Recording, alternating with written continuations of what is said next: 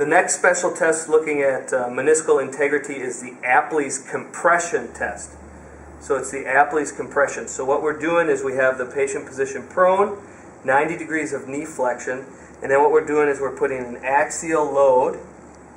Okay, so we're pushing down on the heel, all right, compressing the tibial-femoral joint, and then internally and externally rotating the tibia. And we're looking for either medial or lateral joint line pain with this internal or external rotation of the tibia for suspected meniscal tear.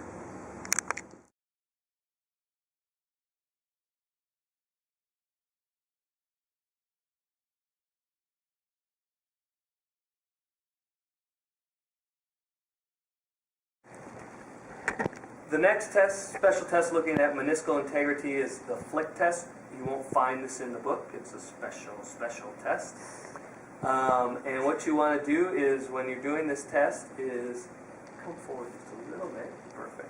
All right. You can give some stabilization to the posterior thigh here. And then what you want to do is you want to just do a quick flick into external rotation and internal rotation. Typically, external rotation correlates with a medial meniscal problem, and internal rotation with a lateral meniscal problem.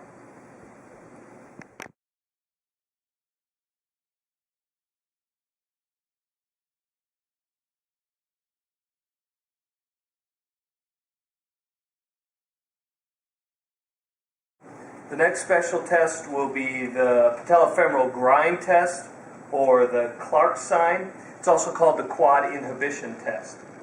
And what you want to do is position the patient supine with the knee extended. And you want to take the web space of your hand and you want to put it at the superior patella. And then you want to push the patella inferiorly down towards the toes. And then what you're going to have the patient do is they're going to contract their quads while you're pushing inferiorly. And a positive sign would be grinding or crepitus to the retropatellar behind the kneecap, or pain to the retropatellar or behind the kneecap area. The patient may kind of inhibit with the contraction, so as you push inferior on the patella, they may kind of contract initially and then relax, and it may inhibit because of the pain produced under the patella.